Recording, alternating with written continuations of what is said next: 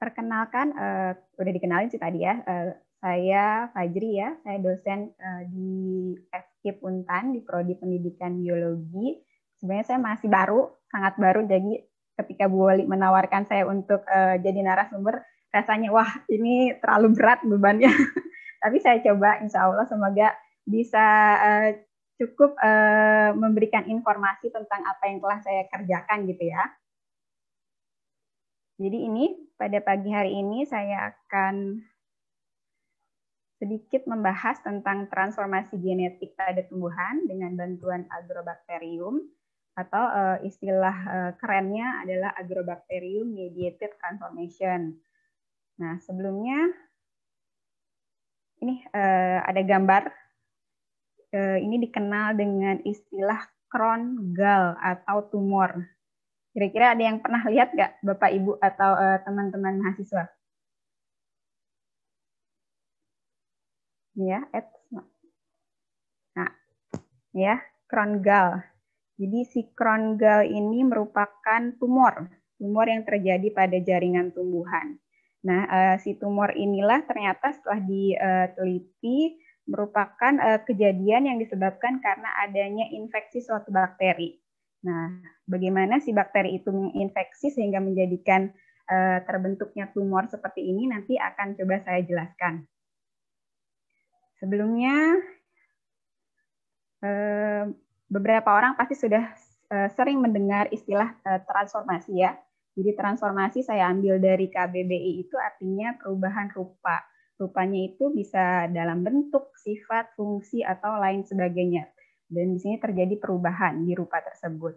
Nah, berarti untuk transformasi genetik pada tumbuhan itu yaitu merupakan perubahan pada tingkatan informasi genetik, berarti genom tumbuhannya, yang berakibat pada perubahan rupa tadi. Jadi tingkatan genetiknya berubah, genomnya berubah, mengakibatkan perubahan rupa.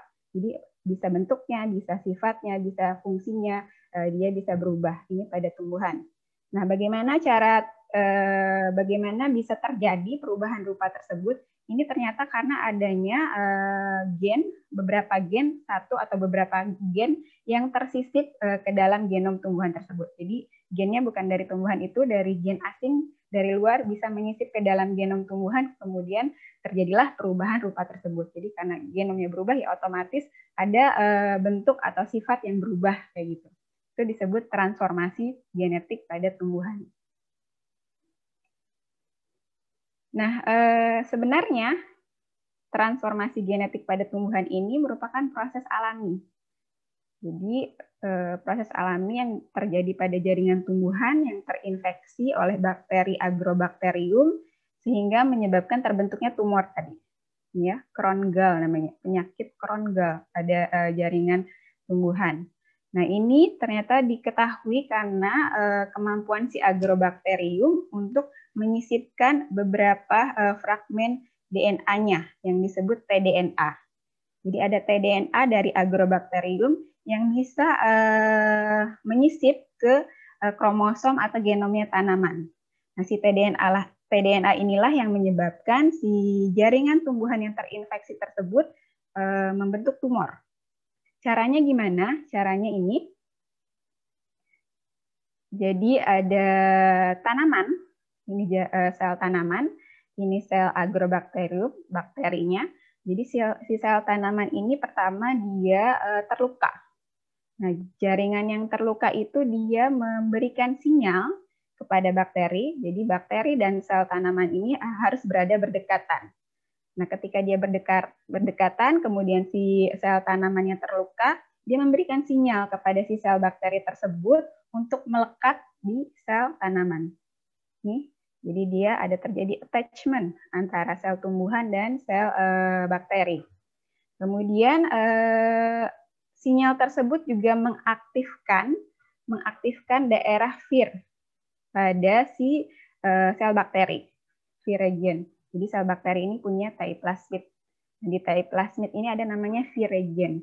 Nah, ada daerah tDNA tadi yang bisa masuk ke dalam sel tumbuhan. Di sini sama-sama di tai plasmid. Si sinyal juga mengaktifkan ctDNA untuk memproduksi utas tunggal ctDNA.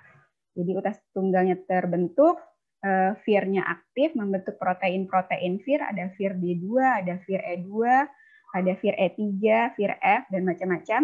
Nah, inilah protein-protein yang akan membantu ctDNA ini, yang berutas tunggal ini bisa masuk ke dalam sel bakteri, sel tanaman ya. Proses masuknya gimana? Proses masuknya si single strand ini nanti akan berikatan dengan VIR D2. Jadi si VIR 2 ini seperti supirnya. Supirnya yang membawa si single strand tDNA untuk masuk ke dalam sel tumbuhan. Ketika setelah masuk, di sini yang masuk single strand DNA. Single strand DNA, jadi kalau masuk ke dalam sel tumbuhan, normalnya dia akan dianggap sebagai benda asing yang bisa mengganggu. Dan sebenarnya si sel tumbuhan bisa menghancurkan benda asing tersebut. Tapi si bakteri ini juga menghasilkan namanya protein VIR E2, di mana VIR E2 ini bisa menolong si single strand DNA, menjaga si single strand DNA ini untuk tidak dihancurkan oleh sel tumbuhan. Nah, dari sini mereka kompleks VIR D2 dan single strand DNA yang dijaga oleh VIR E2 kemudian bisa terus bergerak dan masuk dan menyisip ke dalam genom tumbuhan. Nah, kira-kira seperti itu caranya si tDNA dari bakteri masuk ke dalam genom tumbuhan. Kemudian bagaimana bisa terbentuk tumornya? Tumornya ini terbentuk karena ternyata di daerah tDNA secara alami nih, tDNA secara alami ini bisa mengekspresikan hormon, auksin, dan sitokinin yang akan menyebabkan terbentuknya tumor pada jaringan yang terinfeksi ini. Jadi itu ya. Jadi daerah tDNA ininya lah yang menyebabkan auksin dan sitokininnya berekspresi kemudian membentuk tumor. Kayak gitu. Oke. Kemudian bagaimana manfaat dari Agrobacterium mediated transformation ini atau transformasi genetika tumbuhan ini dimanfaatkan oleh peneliti atau manusia. Jadi manfaatnya itu yang pertama sebagai alat atau metode praktis dalam pemuliaan tanaman. Di sini metode ini bisa menghasilkan tanaman dengan fenotipe yang unggul yang tidak dapat dihasilkan melalui pemuliaan tanaman konvensional. Ya. Kemudian selain untuk menghasilkan tanaman yang berfenotipe unggul, teknik dari transformasi tumbuhan ini juga bisa digunakan atau dimanfaatkan untuk mempelajari fungsi fisiologis gen atau protein pada tanaman. Jadi di sini kita bisa menghasilkan tanaman model yang digunakan untuk mengetahui fungsi fisiologis dari protein. Protein yang ingin kita ketahui fungsinya gitu. Jadi bisa dengan cara transformasi genetik.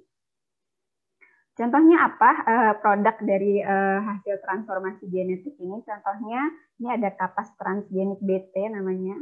Jadi prosesnya namanya transformasi, hasilnya produknya yaitu disebut tanaman transgenik. Jadi istilah yang udah banyak didengar ya, apalagi kalau biologi, orang-orang yang berhubungan dengan biologi pasti udah sering dengar. Jadi kapas transgenik BT. Jadi yang ditransformasi adalah tanaman kapasnya. Dia ditransformasi oleh gen yang menjadikan protoksin BT. Ini kapasnya. Protoksin BT ini berasal dari bakteri Bacillus thuringiensis. Jadi dari gen dari bakteri disisipkan ke dalam genom tanaman dari kapas. Nah, ternyata si protoksin BT kenapa disisipkan? Dia manfaatnya bisa menghasilkan racun untuk hama dari kapas. Jadi ada beberapa serangga yang bisa mengganggu pertumbuhan si kapas. Ini ketika dia memakan atau dia mengkonsumsi bagian dari kapas ini akan menyebabkan racun pada serangga tersebut. Tapi si protoksin BT ini, racun ini tidak beracun untuk mamalia dan organisme biodegradable lainnya. Jadi ini memungkinkan dikerjakan karena yang akan terganggu hanya serangganya saja. Atau kemungkinan serangga tidak akan mau memakannya. Jadi ketika dia tidak mau memakannya, serangga tidak mau mengganggu pertumbuhan si kapas, maka otomatis produktivitas si kapasnya akan meningkat. Jadi ini hasilnya bisa dilihat, jadi kapas yang digunakan, kapas yang dihasilkan dari tanaman transgenik BT ini produktivitasnya lebih tinggi daripada kapas non transgenik. Ini contoh untuk pemuliaan tanaman. Kemudian, nah transformasi genetik yang sudah saya jelaskan barusan yang terjadi di alami, kemudian diaplikasikan di skala laboratorium. Jadi dikerjakan oleh manusia, dibantu oleh tangan manusia, maka terbentuklah istilah yang namanya rekayasa genetik. Jadi rekayasa genetik ini dibantu oleh bakteri dengan memanfaatkan bakteri. Cara simpelnya saya tampilkan di sini. Ini sebenarnya cara simpel yang dikerjakan, diagram simpelnya gimana si tDNA itu bisa menyisip ke tumbuhan. Jadi ada namanya bakteri. Ini bakteri ini juga sudah direkayasa. Jadi bukan agrobakterium yang hidup liar di alam. Jadi ini ada agrobakterium tumefacient yang sudah direkayasa. Rekayasanya di mana? Rekayasanya di daerah tDNA-nya. Ini. Tadi secara alami si tDNA itu bisa mengekspresikan protein yang menjadikan auksin dan sitokinin yang menyebabkan tumor. Tapi untuk agrobakterium tumefacient ini, daerah tDNA yang menjadikan auksin dan sitokinin ini sudah dibuang. Jadi di sini hanya disisakan daerah-daerah yang membantu, yang bisa membantu gen target kita untuk disisipkan ke dalam tanaman. Terutama yang sangat banyak yang harus ada di sini adalah situs restriksinya. Di sini dengan adanya situs restriksi kita bisa memotong dan menyambungkan kembali DNA-nya, kemudian kita bisa menyisipkan DNA lain di daerah sini. Nah, kemudian si plasmid TI inilah yang dimanfaatkan untuk mentransfer DNA target yang ingin kita sisipkan di tanaman. Misalkan di sini ada DNA target kita, kalau misalkan tadi protoksin BT, berarti ini gen yang menjadikan protoksin BT. Nanti gen yang menjadikan protoksin BT ini disisipkan di daerah tDNA, sehingga menghasilkan plasmid TI rekombinan, jadi plasmid TI yang memiliki gen asli. Gen aslinya misalkan protoksin BT tadi, kemudian ini dimasukkan kembali ke agrobakterium, kemudian nanti ditumbuhkan di media yang sama antara agrobakterium dengan jaringan tumbuhan yang luka. Misalkan bisa pakai daun, pakai batang, pakai akar, pakai bunga, pakai bagian apa saja dari tumbuhan. Kemudian nanti ditumbuhkan, dikondisikan dengan kondisi tertentu, sehingga nanti si daerah tDNA ini bisa menyisip ke dalam genom tumbuhan dan dihasilkan tanaman transgenik. Begitu. Ini kesimpulan diagram simpelnya bagaimana si tDNA itu bisa masuk dalam proses rekayasa genetik. Kemudian tadi simpelnya. Nah, sebenarnya dalam penelitian di laboratorium untuk rekayasa genetik ini, untuk transformasi genetika ini merupakan tahapan panjang yang perlu dilakukan. Jadi ada beberapa bidang selain genetika yang harus kita pahami, seperti kultur jaringan, bioinformatiknya juga, atau mikrobiologinya karena kita bekerja dengan bakteri gitu. Itu adalah beberapa hal atau beberapa ilmu yang harus kita kuasai sebelum melakukan pekerjaan di laboratorium. Nah, berikut ini akan saya berikan satu contoh bagaimana riset menggunakan agrobacterium mediated transformasi ini untuk mengetahui fungsi fisiologis suatu protein atau gen. Ini contoh risetnya yang kebetulan saya dan tim yang melakukan. Jadi ide awalnya tercetus ketika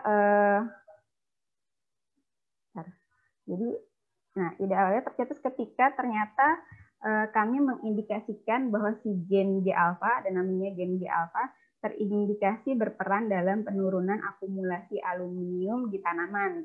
Nah, ini ide awalnya kami mendapatkan ide seperti ini.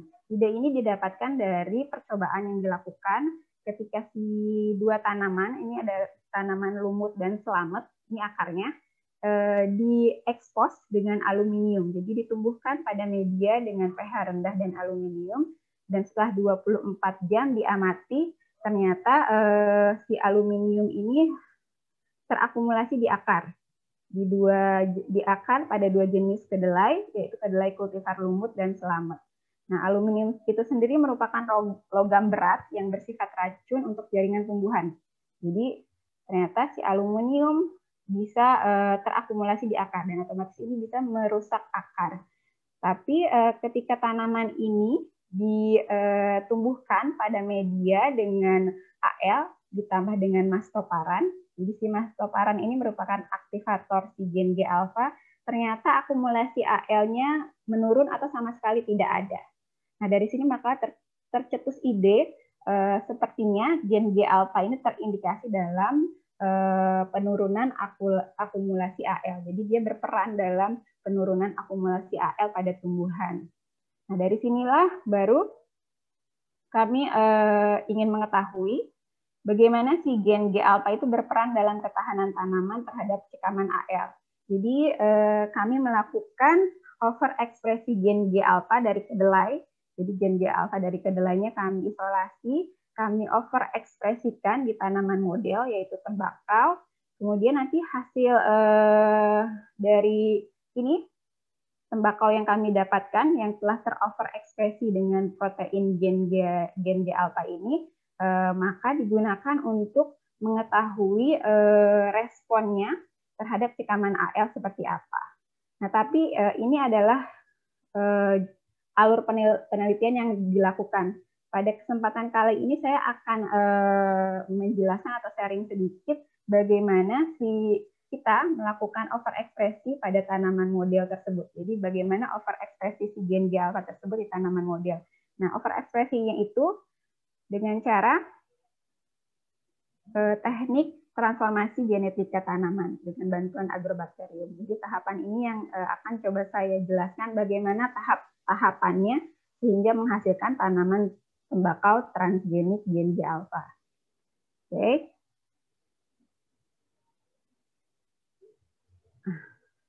Nah, jadi ini tahapannya. Jadi tahapannya sebenarnya simpel kalau dilihat dari diagramnya sebenarnya simpel, tapi kalau di lab lumayan repot juga pengerjaannya. Ini saya kerjakan kira-kira setahun dengan trial dan errornya yang saya kerjakan di lab ya. Jadi yang pertama yang kami lakukan yaitu perakitan vektor overekspresi gen G alpha. Jadi vektornya inilah yang bisa menyebabkan gen G alpha-nya bisa berekspresi lebih gitu di tanaman. Yaitu vektornya namanya PGWB 502 dan gen G alpha adalah targetnya. Jadi diharapkan di tahapan ini didapatkan vektor yang membawa gen G alpha. Ini tekniknya dengan gateway cloning system. Jadi di sini memanfaatkan situs homolog antara vektor vektor ekspresinya dan vektor donornya nanti. Kemudian setelah didapatkan, ini tekniknya dengan memotong dan menyambungkan DNA, menggunting dan menyambungkan DNA. Jadi digunting DNA-nya, kemudian disambungkan PGWB. Ini tekniknya itu ya. Jadi ilustrasinya kayak gini kira-kira.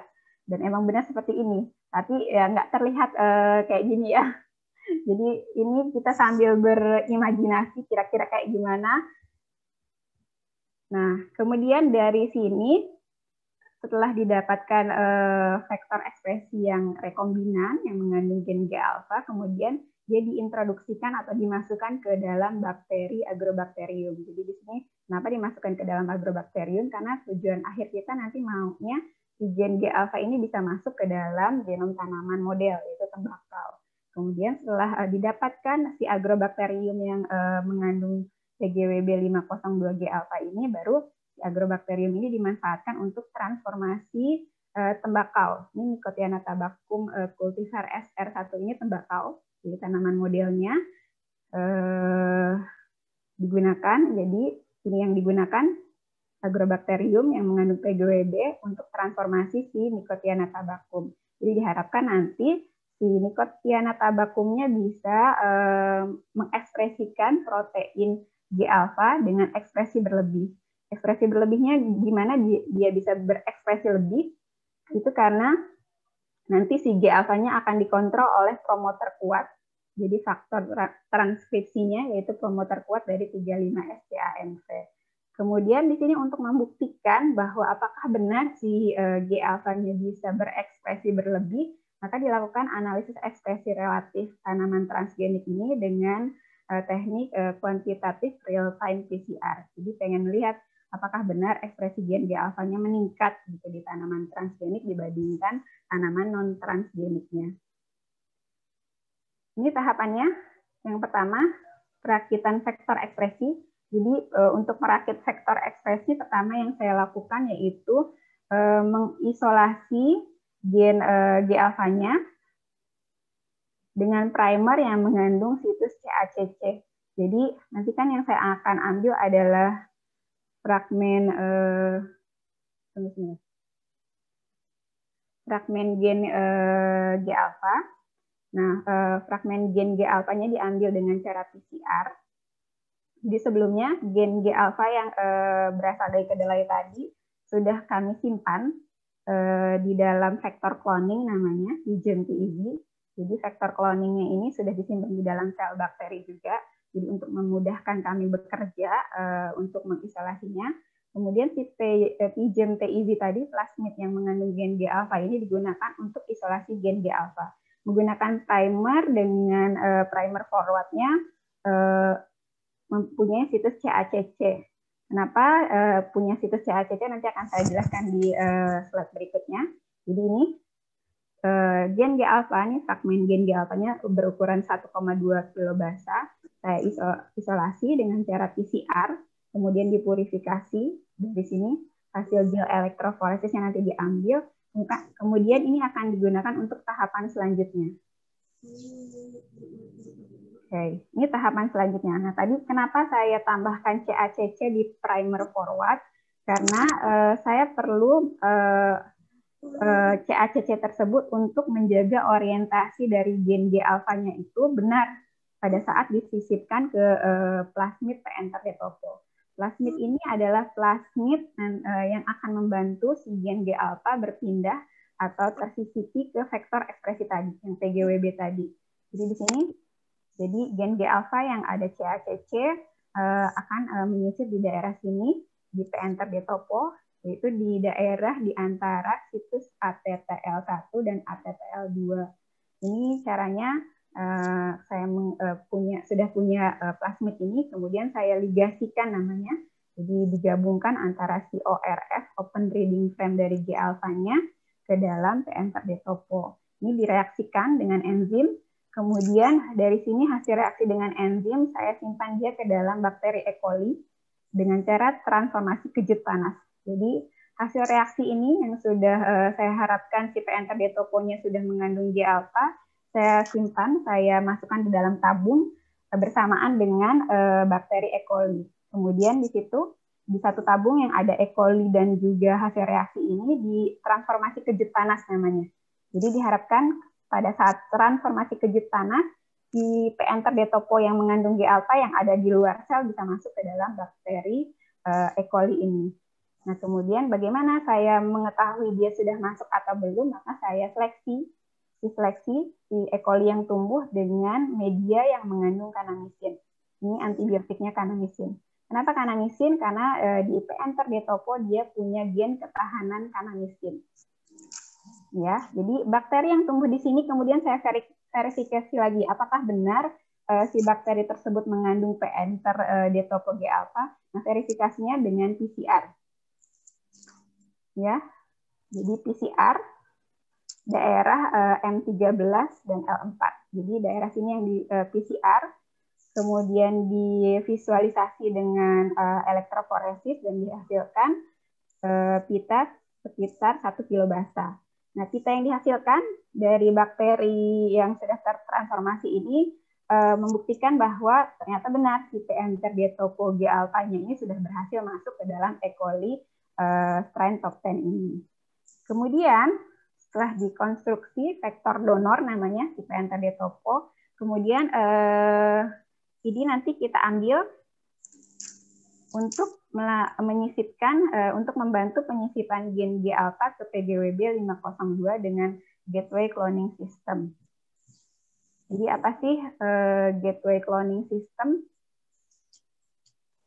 Jadi gateway cloning system ini memanfaatkan situs homolog antara vektor donor, ini namanya vektor donor, ini vektor penerimanya atau vektor ekspresinya yang bakalan kita pakai. Jadi kita harapkan si gen G alpha tadi, awalnya kan kayak gini, enter di topo, setelah disisipkan hasilnya kayak gini, jadi gen G alpha-nya berada di antara di ATTL1 dan ATTL2. Nah ini dimanfaatkan untuk disisipkan ke dalam daerah gateway dari PGWB 502. Nah, caranya gimana? Dengan cara reaksi homologi, jadi rekombinasi homologi antara situs ATTL1, ATTL2 di p-enter di topo dengan ATTR1 dan ATTR2 di PGWB 502. Ini namanya reaksi LR. Jadi direaksikan antara dua vektor ini, vektor donor dan vektor resipiennya. Kemudian dari sini baru hasil reaksinya dimasukkan atau diintroduksikan ke dalam sel E. coli. Gini ya. Jadi diharapkan ketika mereka bereaksi maka terjadi rekombinasi sehingga si gen G alpha ini bisa pindah ke daerah sini, ke daerah CCBB ini. Nah, kemudian hasilnya setelah direaksikan dimasukkan ke dalam sel E. coli. Kemudian sama kayak tadi, setelah saya dapatkan sel E. coli yang telah direaksikan dengan PGWB 502 sama dengan cara transformasi kejut panas juga. Jadi diharapkan si PGWB 502G alpha-nya bisa masuk ke E. coli. Kemudian sel yang tumbuh ini saya seleksi lagi di media yang mengandung higromisin dan spektinomisin. Kenapa higromisin dan spektino? Karena PGWB 502 ini punya gen ketahanan higromisin, ini HPT. HPT ini gen ketahanan higromisin dan gen ketahanan spektino. Jadi bakteri yang mengandung PGWB 502G alpha ini bisa tumbuh di media yang mengandung higro dan spektino. Tuh. Kemudian sama kayak tadi, untuk memverifikasi lagi apakah benar si bakteri itu sudah mengandung PGWB 502, maka dilakukan PCR lagi. Jadi diverifikasi lagi dengan PCR. Ini hasilnya. Jadi hasil introduksi si PGWB 502 ke E. coli diverifikasi dengan PCR. Jadi kalau misalkan tadi PGWB kayak gini, ini daerah tDNA-nya, dari right border sampai left border, ini daerah tDNA-nya. Kalau saya petakan lebih jelas, petanya kayak gini kira-kira. Nah, si G alpha menyisip di sini, kemudian verifikasi keberhasilan introduksi si PGWB tadi yang ke E. coli yaitu dengan PCR daerah ini. 35S dan L4 primer. Jadi daerah 35S promoter dan gen G alpha yang diisolasi dengan PCR dan dihasilkan 1,2 kilobasa fragmen DNA. Selain itu, verifikasinya juga dilakukan dengan pemotongan plasmid PGWB 502G alpha dengan enzim reaksisi XBA1 dan BAMH1. Nah, di sini kalau misalkan benar si bakteri itu mengandung PGWB 502G alpha, maka si hasil PCR itu akan menghasilkan fragmen DNA sebesar 1,2 kilobasa dan pemotongan plasmid yang akan mengeluarkan fragmen DNA sebesar 750 basa, pasang basa. Ya. Jadi dari situ bisa diketahui bahwa benar E. coli tadi sudah terintroduksi oleh PGWB 502 yang rekombinan dengan gen G alpha. Kemudian tadi masih di bakteri E. coli, tapi untuk mentransfer gen G alpha itu saya perlu memasukkan dia ke dalam bakteri Agrobacterium, karena yang memiliki kemampuan memindahkan DNA ke tanaman itu adalah bakteri Agrobacterium ini. Maka dari E. coli tersebut saya pindahkan, saya transfer si PGWB 502G alpha-nya ke dalam Agrobacterium tumefaciens dengan tekniknya namanya triparental mating. Jadi mapping antara 3 jenis bakteri, ada E. coli DH1 ini yang membantu proses mappingnya dengan teknik konjugasi, prosesnya konjugasi. Jadi ada E. coli DH1, ada E. coli DH5 alpha yang barusan saya introduksikan oleh PGWB 502G alpha, dan bakteri target saya yaitu Agrobacterium tumefaciens. Strainnya LBA 4404, ini strainnya banyak sekali. Jadi ini kalau misalkan di lab dikerjakannya kayak gini. Ini untuk kontrolnya apakah benar si bakterinya hidup atau tidak. Kemudian dari 3 bakteri ini saya campur di sini. Dan diharapkan terjadi konjugasi antara E. coli DH5 alpha dan Agrobacterium tumefaciens.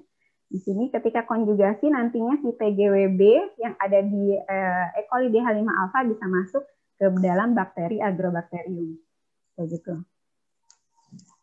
Nah, kemudian sama kayak tadi, setelah didapat ini, diharapkan dia sudah terintroduksi oleh PGWB 502G alpha agrobakteriumnya, maka kemudian saya seleksi lagi. Seleksi di sini kan sudah tercampur, tidak hanya ada agrobakterium, di sini ada E. coli DH1 dan juga DH5, maka saya seleksi lagi. Seleksinya dengan media yang mengandung spektinomycin dan streptomycin. Spektinomycin tadi yang sudah saya jelaskan di awal, spektinomycin ini dari PGWB 502G alpha. Jadi gen ketahanan yang disajikan oleh PGWB 502G alpha. Dan streptonya ini adalah gen yang disajikan oleh agrobakteriumnya. Jadi si agrobakterium ini bisa diseleksi dengan streptomycin, antibiotik streptomycin. Karena si agrobakterium itu punya gen ketahanan streptomycin. Jadi untuk menseleksi agrobakterium yang mengandung PGWB 502G alpha, maka saya tumbuhkan di 2 media yang mengandung 2 antibiotik ini. Nah, di sini bakteri yang tumbuh diharapkan berarti itu adalah bakteri agrobakterium yang mengandung PGWB 502G alpha. Kemudian sama tahapan sebelumnya, saya perlu memverifikasi apakah dia benar masuk, apakah benar si agrobakterium itu punya PGWB 502G alpha. Maka saya lakukan PCR lagi. PCR-nya sama kayak tadi, saya PCR daerah 35S dan gen G alpha-nya, daerah promoter dan gen G alpha-nya, maka dihasilkan sekitar 1,2 kilobasa. Selain itu, saya juga PCR dua kali, jadi verifikasinya 2 kali dengan 2 kombinasi timer, 35S forward dan L4 reverse, kemudian 35S forward dengan L2 reverse, dihasilkan ini. Ini yang dengan full length gen G alpha, ya ini dengan sebagian gen G alpha. Jadi bakteri yang saya gunakan untuk verifikasi PCR, jika dia menghasilkan 2 pita ini, berarti saya dapat simpulkan bahwa bakteri agrobakterium tersebut agrobakterium tersebut mengandung PGWB 502G alpha. Ini G alpha-nya baru sampai di agrobakterium, belum sampai ke tumbuhan. Nah, dari sini baru saya memanfaatkan si bakterinya untuk menyisipkan si gen G alpha tadi ke dalam tumbuhan. Caranya dengan teknik kultur jaringan, ya, dengan teknik kultur jaringan. Jadi prosesnya seperti ini kira-kira. Oke, di sini ada eksplan daun atau organ dari tembakau tadi. Saya menggunakan eksplannya daun. Jadi daun saya tanam atau saya kulturkan di media yang juga mengandung Agrobacterium tumefaciens hasil yang telah saya introduksikan dengan PGWB 502G alpha tadi. Jadi ditanam di media yang sama. Jadi sebelum di sini eksplan ini sudah direndam pada kultur cair dari Agrobacterium tumefaciens. Kemudian dipindahkan ke media NS namanya. Jadi di sini terjadi kokultivasi. Jadi diharapkan si G alpha-nya tDNA ini, daerah tDNA dari PGWB 502 yang mengandung G alpha bisa masuk menyisip ke dalam genom dari organ daun tembakau ini. Ya, jadi kultivasi selama 3 hari di ruang yang gelap. Kemudian di sini diinduksi, nanti akan terbentuk kalus namanya, jadi kumpulan sel. Kumpulan sel tersebut nanti diinduksi terbentuknya tunas di media yang mengandung BA dan IAA, jadi ini hormonnya. Kemudian selain diinduksi tunasnya, dia juga diseleksi dengan antibiotik higromisin. Kenapa digunakan higromisin tadi? Karena saya sudah jelaskan bahwa daerah tDNA yang disisipkan ke dalam genom tumbuhan tersebut memiliki gen yang menyandikan ketahanan higromisin, ya, namanya gen HPT. Jadi diharapkan di sini si tunas yang tumbuh adalah tunas yang mengandung gen GA-alpha juga mengandung gen ketahanan higromisin.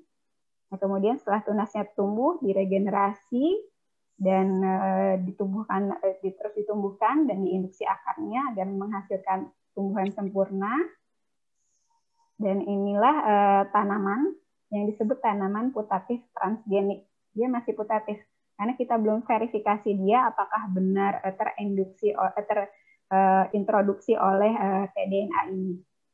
Ini kenapa disebut putatif? Karena dia baru 1 kali lewat seleksi, yaitu berdasarkan seleksi dengan higromisin, begitu. Nah, tadi sama seperti introduksi ke bakteri tadi, si gen G-alpha-nya perlu verifikasi lagi, benar nggak sih si G-alpha-nya yang dari kedelai tadi awalnya bisa masuk ke dalam tembakau. Nah, diverifikasi lagi, verifikasinya dengan apa? Dengan PCR lagi. Bisa PCR daerah 35S forward dengan sampai L2 primer, jadi seluruh full length dari gen G-alpha-nya saya isolasi, saya cek, ternyata didapatkan 3 nomor tanaman yang mengandung gen G-alpha, yang mengandung daerah tDNA ini. Kemudian ini adalah kontrol internal dari PCR-nya, jadi saya pakai gen aktin. Jadi di sini menunjukkan saya pakai sekitar 5 sampel untuk melihat apakah introduksi si G-alpha-nya berhasil ke tanaman atau tidak. Saya pakai 5 sampel tanaman. 5 sampel tanaman di PCR gen aktinnya ternyata ada, berarti DNA-nya berhasil diisolasi. Kemudian dari 5 sampel ini saya PCR dengan primer 35S forward dan L2 primer, di mana dia mengamplifikasi promotor dan gen G-alpha-nya. Ternyata yang teramplifikasi hanya 3 nomor.